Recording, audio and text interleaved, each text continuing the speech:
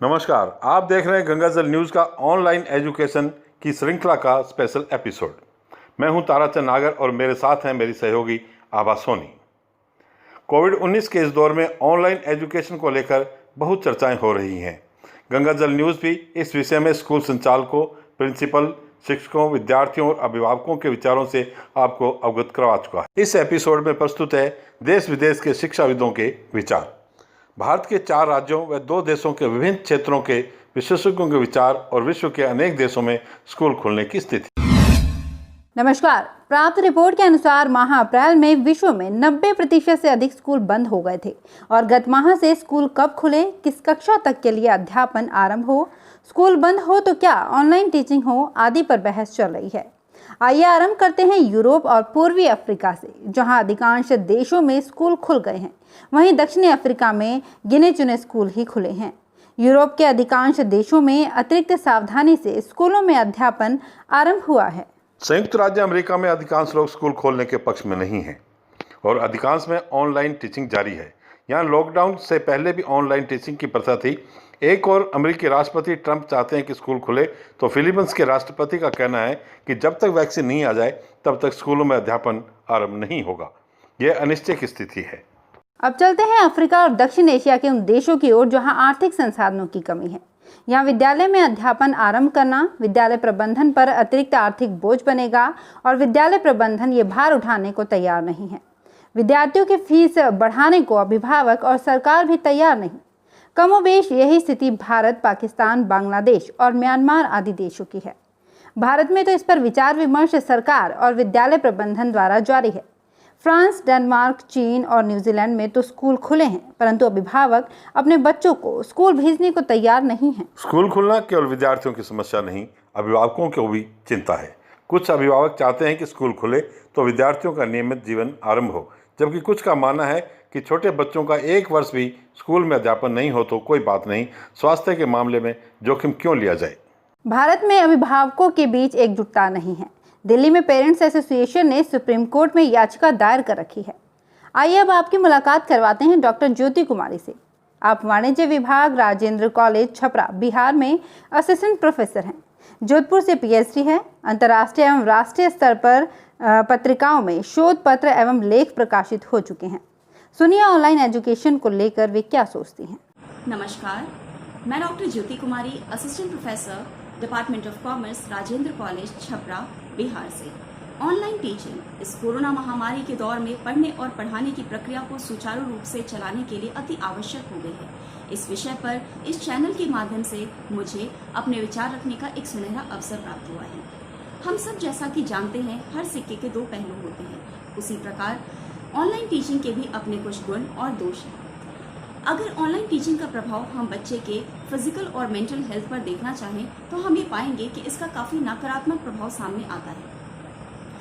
मान लीजिए एक बच्चा जिसके 5 विषय हैं, एक विषय पर लगभग 45 मिनट उसे ऑनलाइन प्लेटफॉर्म पर देना होता है, यानी लगभग 3 घंटा 45 मिनट उसे ऑनलाइन प्लेटफॉर्म पर देना है। साथ ही साथ 2 घंटे का उसका ट्यूशन क्लासेस ऑनलाइन प्लेटफॉर्म पर।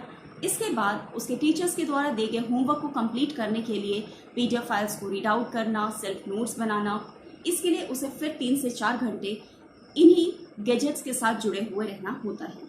यानी कि एक बच्चा एक दिन में लगभग 9 से 10 घंटा एक मोबाइल या कंप्यूटर के साथ जुड़ा हुआ रहता है, जिसका उसके हेल्थ पर बहुत ही नेगेटिव इम्पैक्ट पड़ता है। ऐसे कई कोर्सेज हैं जो ऑनलाइन प्लेटफॉर्म के थ्रू इफेक्टिवली पूरे नहीं किए जा सकते, जैसे फोटोग्राफी, एक्टिंग, ड्राइंग एक्सेट्रा। अगर कोई बच्चा इन कोर्सेज को ज्वाइन करता है तो हो सकता है उसके अंदर सेल्फ कॉन्फिडेंस की कमी हो, उसका कॉन्फिडेंस लेवल बिल्टअप नहीं हो, उसका practical knowledge up to mark नहीं हो और अपने फ्यूचर को सोचते हुए, करियर को सोचते हुए वो भी डिप्रेशन का शिकार बन सकता है। हम ऑनलाइन टीचिंग को ऑफलाइन टीचिंग के साथ कंपेयर करें तो हम ये पाएंगे कि जब कोई बच्चा घर से स्कूल जाता है तो बहुत सारा एक्सपीरियंस गेन करता है। साथ ही साथ स्कूल के माहौल में उसे कई सारी एक्टिविटीज़ करने को मिलती हैं और कई नई चीज़ें वो सीखता है, जैसे कि स्कूल में स्पोर्ट्स और गेम्स में पार्टिसिपेट करना, ऑडियंस को फेस करना, टाइम मैनेजमेंट का सीखना, डिसिप्लिन में रहना, एक प्रॉपर शेड्यूल को फॉलो करना, अपने टीचर्स के इंटरेक्शन में रहना, उनकी निगरानी में रहना, रूल्स एंड रेगुलेशंस को फॉलो करना, कॉम्पिटिटिवनेस की भावना डेवलप होना, उसका सेल्फ कॉन्फिडेंस डेवलप होना, ये सारे के सारे फैक्टर्स एक बच्चे के फिजिकल और उसके मेंटल हेल्थ को स्ट्रांग बनाते हैं। ओवरऑल मैं ये कहना चाहूँगी कि ऑनलाइन टीचिंग बच्चे को नॉलेज तो दे सकते हैं, लेकिन उसका ओवरऑल डेवलपमेंट नहीं कर सकते हैं। लेकिन इस कोरोना महामारी के दौर में हमारे पास फिलहाल यही एक विकल्प है। इसीलिए इस कोरोना महामारी का मूल मंत्र सोशल डिस्टेंसिंग और जो इसके नियम हैं उसका हमें पालन करते हुए इस ऑनलाइन टीचिंग प्लेटफॉर्म को हमें अच्छे से अच्छा और बेहतर बनाने की कोशिश करना होगा। साथ ही साथ जब तक हम इस कोरोना के शिकंजे में हैं तब तक हमें निडर होकर इससे डटकर इसका सामना करना होगा, क्योंकि winners never quit and quitters never win. मैदान छोड़कर भागने वाला कभी जीतता नहीं है और जीतने वाला कभी मैदान छोड़कर भागता नहीं है। धन्यवाद। अभी आपने डॉक्टर ज्योति कुमारी को सुना। रागिनी माथुर इस संबंध में क्या सोचती हैं? आप शिक्षाविद हैं, मोंटेसरी शिक्षा विशेषज्ञ तथा शिक्षा क्षेत्र में काउंसलिंग विशेषज्ञ होने के साथ साथ सीनियर स्कूल इंदौर में प्रिंसिपल हैं। आइए सुनते हैं श्रीमती रागिनी माथुर को। नमस्कार, मैं Ragini Mathur, child psychologist and counsellor. COVID में जो परिवर्तन हो रहे हैं उसमें शिक्षा जगत सबसे अधिक प्रभावित हुआ है और सभी जानते हैं कि शिक्षा व्यक्ति के समझ शक्तियों का विकास करती है। शिक्षा एक गतिशील प्रक्रिया है, निरंतर परिवर्तित होती रहती है परिस्थितियों के अनुसार और समय के अनुसार। वर्तमान स्थिति में शिक्षा में अनेक परिवर्तन हुए हैं। शिक्षा में डिस्टेंस एजुकेशन के द्वारा बच्चों को ऑनलाइन शिक्षा दी जा रही है। इस ऑनलाइन शिक्षा के द्वारा एक विशेष एज ग्रुप के छोटे बच्चे बहुत प्रभावित हुए हैं। ऑनलाइन शिक्षा एक डिस्टेंस एजुकेशन है। इसके साथ में हम बच्चों को अन्य डिस्टेंस एजुकेशन की मेथड को भी उपयोग में लेकर शिक्षित कर सकते हैं। बच्चों को अनेक प्रोजेक्ट वर्क देकर, प्रैक्टिकल वर्क देकर, प्लेवे मेथड के द्वारा और अन्य विधियों के द्वारा भी शिक्षित किया जा सकता है। इसके अलावा हमें बच्चों को पालक, शिक्षक, घर, स्कूल के सहयोग से बच्चों के अंदर की आंतरिक शक्तियों को विकसित करना है। हम देखते हैं कि बच्चों के अंदर IQ, इंटेलिजेंट क्वेश्चन, उसको बढ़ाना है, उसकी क्षमता को बढ़ाना है। बच्चों के अंदर तर्क शक्ति, बच्चों के अंदर लर्निंग कैपेसिटी, बच्चों के अंदर की कॉन्फिडेंस, उसको पेरेंट्स और शिक्षक के द्वारा बढ़ाया जा सकता है। दूसरा EQ, इमोशनल क्वेश्चन, जो कि आज की आवश्यकता है। बच्चों को कहीं ना कहीं इमोशनली सपोर्ट की ज़रूरत होती है और ये एक उचित समय है जब हम बच्चों का इमोशनल क्वेश्चन को बढ़ा सकते हैं, बच्चों के अंदर एक क्षमता को बढ़ा सकते हैं और आंतरिक रूप से उसके अंदर का इमोशनल व्यक्तित्व का विकास कर सकते हैं। यदि IQ और EQ विकसित होता है, इसके साथ बच्चे के अंदर एक SQ, सोशल क्वेश्चन को भी विकसित किया जा सकता है और वो अभी वर्तमान स्थिति में घर पर है तो निश्चित रूप से घर में रहकर वो अपने परिवार के साथ रिस्पेक्ट देना, परिवार के साथ सहयोग करना, परिवार के साथ कोऑपरेट करना, तो इसके सहयोग से बच्चों के अंदर का SQ मतलब सोशल क्वेश्चन भी डेवलप होता है।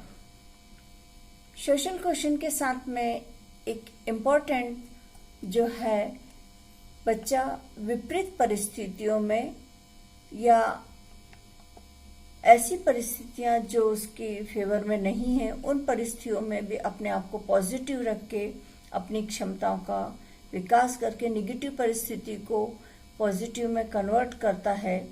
इस तरीके से एडवर्स कंडीशंस में एडवर्स कॉशन को भी डेवलप करना है, ताकि बच्चा पूरी तरह से अपने आप को पॉजिटिव रखे और अपनी क्षमता को बढ़ा सके। परिवार एवं शाला का एक सबसे बड़ा कर्तव्य है कि बच्चों का मॉरल वैल्यूज को भी विकसित करे और उसको सपोर्ट दे, क्योंकि वर्तमान परिस्थितियां किस हालात पे रहेंगी हम नहीं कह सकते। अतः ऑनलाइन पढ़ाई के साथ हमारे बच्चों के अंदर की कार्यक्षमता, उनकी योग्यता, उनकी कैपेबिलिटी, इसको बढ़ाना पालक, शिक्षक, स्कूल, घर की ही जिम्मेदारी है, क्योंकि हर एज ग्रुप के बच्चे को परिवार की और शाला की एक सपोर्ट की आवश्यकता है। Thank you so much. Chitra Sharma शिक्षाविद, अर्थशास्त्री एवं उच्च शिक्षा के लिए विभिन्न विद्यालयों महाविद्यालयों में सलाहकार हैं तथा वर्तमान में भिवाड़ी राजस्थान में कार्यरत हैं। सुनिए उन्होंने क्या कहा। नमस्कार, मैं Chitra Sharma. I am an educationist and also a social worker. अभी इस दौरान लॉकडाउन नहीं, कोरोना वायरस के टाइम पे स्कूल्स का किस तरीके से इनको पढ़ाया जाए उस पे मैं अपना विचार रखना चाहती हूँ। अगर वैसे तो देखिए, ऑनलाइन स्टडीज़ का मैं बहुत अप्रूव नहीं करती हूँ। इसलिए नहीं करती हूँ क्योंकि उसमें जो माइंड है वो स्लो हो जाता है और आइज़ पे बहुत लोगों का आई साइट में बहुत प्रॉब्लम्स होने लगे हैं। एंड प्लस ओवरऑल जो डेवलपमेंट है, जब बच्चा एक स्कूल जाता है, वो डेवलपमेंट और बैठ के पढ़ने में थ्रू ऑनलाइन बहुत फ़र्क पड़ता है। लेकिन अगर जैसे अभी तो इतनी मजबूरी है और वायरस भी अपने एकदम पीक पे है, तो अगर ऑनलाइन स्टडीज़ करना ही है, आई वुड से चाहे तो टीचर्स को क्या करना चाहिए, शॉर्ट वीडियोस बना के हर एक चैप्टर का शॉर्ट वीडियोस बनाएं और वो व्हाट्सएप पे बच्चों को भेजें। अगर वो व्हाट्सएप पे बच्चों को भेजते हैं तो इस तरीके से बच्चे क्या है कि उनको कंटिन्यूसली देखना नहीं पड़ेगा और वो फिर मतलब उसको जितने बार देखना चाहते हैं उतने बार देख सकते हैं। प्लस थोड़ा सा माँ बाप को भी इस समय मेहनत करने की ज़रूरत है कि वो अपने बच्चों को बैठ के पढ़ाएं खुद भी थोड़ा सा। और दूसरी बात मैं ये कहना चाहूँगी कि अगर गवर्नमेंट या स्कूल, जैसे हर बच्चे के पास तो लैपटॉप नहीं हो सकता या मोबाइल नहीं हो सकता बिकॉज ऑफ फैमिली बैकग्राउंड, सभी को मालूम है कि कितना इनकम का आजकल प्रॉब्लम है। तो अगर स्कूल्स किसी इलेक्ट्रॉनिक शॉप से टाई अप कर ले अपना और उसको वो इंस्टॉलमेंट पे अगर बच्चों को लैपटॉप दे या मोबाइल दे, जो बेसिक मोबाइल जिसमें खाली उनकी फंक्शनिंग व्हाट्सएप तक लिमिटेड हो, तो आई थिंक इस समय गवर्नमेंट को कुछ इस लाइंस पे सोचना चाहिए बिकॉज हर बच्चे के पास लैपटॉप्स नहीं है। गांव में बच्चे अफोर्ड भी नहीं कर सकते। दूसरा, अगर बच्चे स्कूल जाएं इस दौरान, जो कि ज़रूरी है डेवलपमेंट के लिए, तब मेरे को ऐसा लगता है स्कूल को कुछ ऐसा मॉड्यूल डिज़ाइन करना चाहिए कि 1st to 15, जैसे अगर एक क्लास में 30 बच्चे हैं तो 1st to 15 चिल्ड्रन को एक टाइम या मंडे को बुलाएं एंड 16 to 30 चिल्ड्रन को वो ट्यूसडे को बुलाएं, ऐसे ऑल्टरनेट करके स्टडीज़ करवाएं। ये एक तरीका हो सकता है। दूसरा तरीका ये हो सकता है चाहे तो मॉर्निंग एंड इवनिंग क्लासेस में डिवाइड कर दें बच्चों को, फिर ये दूसरा तरीका हो सकता है। प्लस मेरे को ऐसा लगता है कि CBSE या जो भी राजस्थान बोर्ड हो या जो भी हो, उनको थोड़ा सा कोर्स को थोड़ा सा कम कर देना चाहिए and more objective kind of questions frame करना चाहिए जो कि बच्चे ईजिली आंसर भी कर सकते हैं और ग्रास्प भी कर सकते हैं। तो अगर इन लाइंस पे सोचा जाए तो मेरे ख्याल से बच्चे स्कूल जा सकते हैं। और सोशल डिस्टेंस मेंटेन भी कर सकते हैं। अपना जो बेसिक है मास्क लगाना वो, एंड हर स्कूल को ये देखना चाहिए जब छुट्टी हो जाए तो पूरे स्कूल को वेल सैनिटाइज करें, पोछा अच्छे से लगाएं, डस्टिंग करें। तो थोड़ा अगर ऐसे करेंगे then children can go to school. Otherwise मेरे को लगता है ऑनलाइन है तो गवर्नमेंट को थोड़ा सपोर्ट करना चाहिए at this point of time. बच्चों के लिए लैपटॉप्स वगैरह इंस्टॉलमेंट पे दिलवाएं, and this is how they can do their education. Thank you so much. Kalpana Bhatnagar managing director हैं Gurukulam the world school Beawar में। उन्होंने अपने विचार कुछ इस प्रकार व्यक्त किए। नमस्कार साथियों, आजकल कोरोना का कहर चल रहा है और इस दौरान विद्यालयों में शिक्षा बंद पड़ी है और एक लंबे समय से जब से लॉकडाउन शुरू हुआ सरकार ने कहा कि विद्यालय ऑनलाइन कक्षाएं चलाएं और बहुत से विद्यालयों ने ऐसा किया।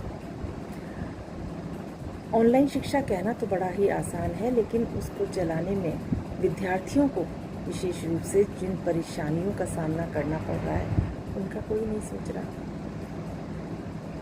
पहली बात तो जब ऑनलाइन कक्षा चलती है तो उसके अंदर 25 से 35% ही प्रेजेंस रह पाती है, तो एक तरह से बाकी बचे हुए 75 या 65% बच्चे, उनका जो नुकसान हो रहा है, या उन 25 और 75 या 35 और 65 स्टूडेंट्स के बीच में जो भेदभाव हो रहा है उसका क्या? भेदभाव क्यों हो रहा है? क्योंकि हमारा देश गांवों का देश है, गरीब देश है। हर व्यक्ति के पास ऑनलाइन एजुकेशन लेने के हिसाब से पूरी तरह से पर्याप्त सुविधाएं नहीं हैं, और जो लोग ले रहे हैं उनके साथ क्या हो रहा है? थोड़े थोड़े समय में लंबे समय तक, क्योंकि ऑनलाइन एजुकेशन 99% स्टूडेंट्स मोबाइल पर लेते हैं। मोबाइल एक तो उसकी रेस जो सभी जानते हैं साइंटिफिकली प्रूव हो चुका है कि कितना स्वास्थ्य के लिए हानिकारक है, ऊपर से आंखें गड़ा गड़ा कर घंटों मोबाइल को लेकर के बच्चों का बैठे रहना, तरह तरह की उनकी समस्याएं पैदा होती जा रही हैं। लोगों की आई साइट कमज़ोर हो रही है, न सिर्फ आई साइट बल्कि इतनी ज़्यादा थकान होती है उनके दिमाग पर, उसका दुष्प्रभाव पड़ रहा है। थोड़ी समय में वो सो जाते हैं, बच्चों को नींद ज़्यादा आने लग गई है। कुछ लोग इस तरह की हैबिट हो गई है कि उनकी नींदें ही उड़ गई हैं, तो बहुत ही विकृतियाँ उनके जो स्वास्थ्य के अंदर आने लगी हैं।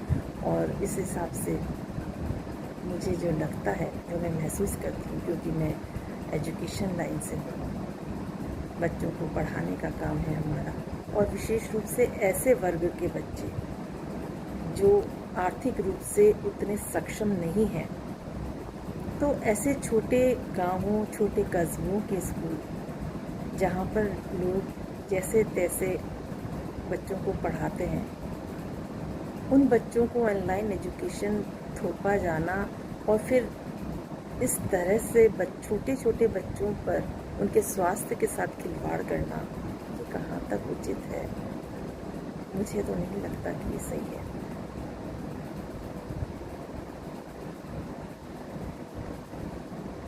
धन्यवाद। मैं Kalpana Bhatnagar, managing director Gurukulam the world school Rajasthan एवं संयुक्त सचिव अखिल भारतीय कांग्रेस सेवा दल।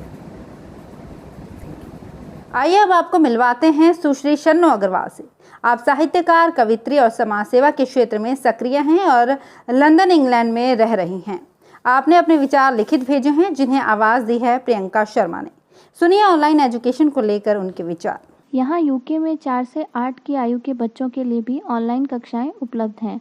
इस तरह की कई शिक्षा संस्थाएं हैं जिनसे स्कूल के बंद रहने पर भी बच्चों की शिक्षा जारी रखी जा सकती है। इन ऑनलाइन कक्षाओं से छोटे बच्चों को न केवल मनोरंजन और शिक्षा मिलती है, बल्कि बच्चे व्यस्त भी रहते हैं। इन कक्षाओं में छोटे बच्चों की उम्र व योग्यता को ध्यान में रखते हुए उनके लिए पाठ्यक्रम तैयार किया जाता है, जिनमें भाषा, साइंस व गणित आदि सभी सिखाए जाते हैं। ऐसे पाठ्यक्रमों में बोर्ड गेम, स्टोरी टाइम व बच्चों की फिल्म आदि के वीडियो भी होते हैं जिन्हें वह अपनी फैमिली के साथ मिलकर देख सकते हैं। कक्षाओं के दौरान कोई सवाल हो या कोई खास बात पूछनी हो तो हफ्ते में 6 दिन ऑनलाइन टीचर से बात करने की भी सुविधा होती है जो उनके सवालों का उत्तर देता है। आजकल ऑनलाइन शिक्षा का दायरा इतना विस्तृत हो गया है कि घर बैठे ही तमाम ज्ञान प्राप्त किया जा सकता है। ऑनलाइन कक्षाओं के बारे में मेरा सोचना है कि इस तरह की कक्षाएं मनोरंजन और शिक्षा दोनों ही दृष्टिकोण से उत्तम है। इस तरह की कक्षाओं से बच्चों का केवल मनोरंजन ही नहीं होता बल्कि वे स्कूल के सारे विषयों को सीख सकते हैं। और सबसे अच्छी बात यह है कि बच्चों के अभिभावक अपनी सुविधा अनुसार अपने बच्चों के लिए इस तरह की कक्षाओं के लिए समय तय कर सकते हैं। एक और मज़ेदार बात यह है कि वीडियो देखने के लिए सभी बच्चे उत्साहित रहते हैं और इसके आकर्षण से वे लोग पाठ जल्दी सीखते हैं।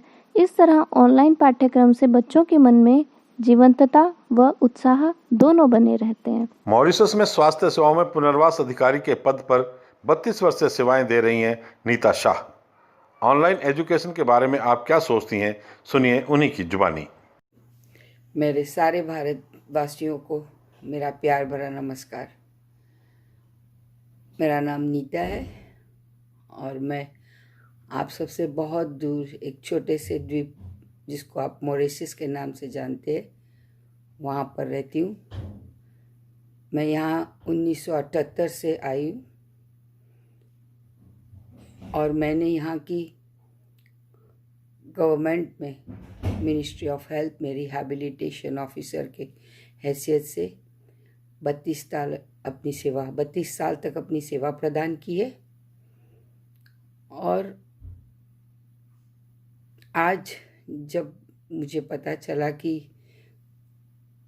ऑनलाइन स्टडी के बारे में बहुत कुछ बातें हो रही तो मैंने सोचा कि क्यों न मैं अपने छोटे से द्वीप के ऑनलाइन स्टडी के बारे में आप सबसे कुछ बातें शेयर करूं जो मैंने सीखा है, जाना है बच्चों से या टीचर से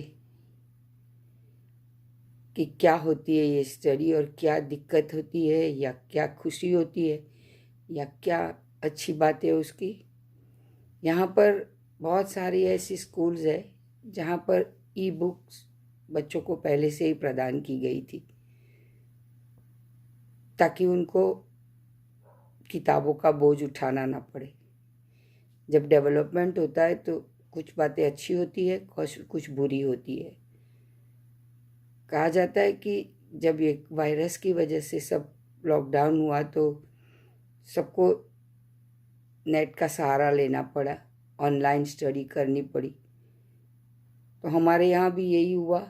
बच्चे बहुत सारी दिक्कतें आई, बहुत सारी खुशी भी आई कि चलो हमारे बच्चे, सबसे पहली बात तो हमारे बच्चों की ज़िंदगी का सवाल था कि वो सेफ थे, वो घर पर थे, अपने माँ बाप की निगरानी में थे, उनको कहीं बाहर जाना नहीं पड़ रहा था। और इससे ज़्यादा अच्छी बात ये थी कि उनकी पढ़ाई से संपर्क नहीं टूटा। तो ठीक है, ये तो सबसे बेहतरीन चीज़ माँ बाप के लिए, इससे तो और कुछ हो ही नहीं सकती कि उनके बच्चे सेफ है, उनके बच्चे खुश मिजाज है, उनके बच्चे उनकी आंखों के सामने हैं। उनको यहाँ आज की तारीख में हमारे यहाँ कोई केस कोरोना का है नहीं, सब वायरस फ्री हो गया है पूरा कंट्री, आइलैंड, और सब अच्छे से चल रहा है। फिर भी उन 2 महीनों में जब हम लोग लॉकडाउन में थे तो टीचर्स ने काफ़ी सारी मेहनत की, लेकिन बहुत सारी समस्या आई। छोटे छोटे बच्चे होते हैं जिनको माँ बाप की सहायता लेनी पड़ती और सबके पास अच्छी सहूलियत नहीं होती है, तो छोटे छोटे स्क्रीन पे काम करना पड़ा उनको। उनकी आंखों को तकलीफ़ होती है, फिर वो हाइपर हो जाते हैं, एक जगह पे बैठ नहीं पाते हैं, छोटी छोटी स्क्रीन पे सबको देखना पड़ा। जिनके पास अच्छी सहूलियत थी और जो बड़े बच्चे थे उनको थोड़ी कम कठिनाइयाँ हुई। फिर भी एक बात थी कि तकलीफ़ तो कम्युनिकेशन में आ जाती है, लेकिन अच्छी बात ये भी हुई कि जो बच्चे क्लास में सबके सामने बात करने से डरते हैं। वो बच्चे लोग 1-to-1 टीचर के साथ बात करने में बेझिझक हो गए। तो ये उसकी अच्छाई है। लेकिन जब समझो कि लंबे टाइम तक स्क्रीन पे देख के ही बात करना पड़ना, तो उनकी पोजीशन, उनके रोशनी आँखों की तकलीफ़ देती है या फिर पोस्चर्स में बैठने की तकलीफ़ होती है उनको। ये एक ऐसी समस्या है कि जिसको बहुत कठिनाई होती है, जिसको संभाल पाना आसान नहीं होता है, क्योंकि ये उम्र नहीं होती है उनकी कि इतने टाइम तक वो इन सब चीज़ों के साथ रह पाए। तो देखा जाए तो ऑनलाइन स्टडी होनी चाहिए इस वजह से कि चलो आज जो माहौल है कोविड-19 की वजह से, तो हमारे बच्चे सिक्योर है। भले ये वो थोड़ा कम पढ़ पा रहे हैं, लेकिन है उनकी हमें एक टेंशन नहीं है कि वो बाहर जाएंगे तो बीमार पड़ जाएंगे। तो इस वजह से यहाँ पर काफ़ी सारी अच्छे से पढ़ाई हुई, लेकिन सोशलाइजेशन ज़रूरी होता है। तो उन्होंने, अब तो स्कूल चालू हो गई है तो वो कर रहे हैं, अब तो नॉर्मल स्कूल चालू है। लेकिन उस वक्त दो तरफा माहौल था जिसको समझ पाना थोड़ा कठिन हो रहा था कि क्या किया जाए। लेकिन जब देखा जाए कि बच्चों के भविष्य का सवाल है, तो फिर और उनको पढ़ाना है, तो हमको नेट का सहारा लेना पड़ा।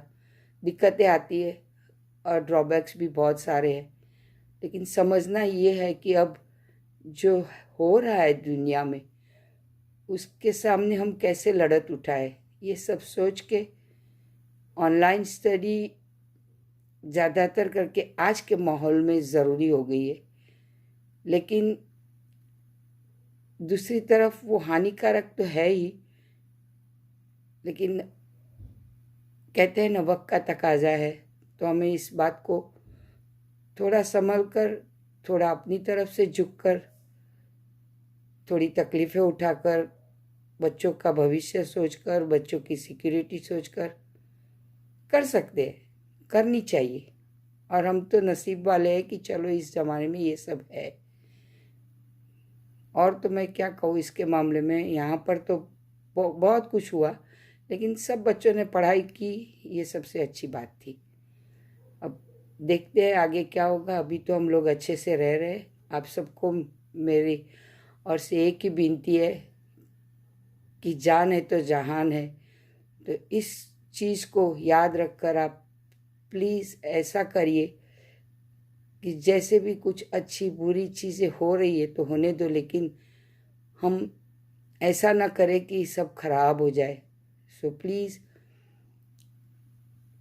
थोड़ी बहुत दिक्कतों का सामना कीजिए, तो वक्त गुजर जाएगा। और सब वो भी दिन आएंगे, जो कहते हैं ना, अच्छे दिन ज़रूर आएंगे, तो वो भी आ जाएंगे एक दिन। बस और तो मुझे कुछ नहीं कहना है। मैंने तो जो हमारे यहाँ हुआ उसी के हिसाब से बताया आपको। आप सबको फिर से मेरा नमस्कार। Stay in, be safe, please respect the law. Thank you very much. Online education को लेकर हमारा ये प्रयास आपको कैसा लगा, कमेंट बॉक्स में ज़रूर बताएं। उम्मीद है कि आपको ये परिचर्चा पसंद आई होगी। धन्यवाद।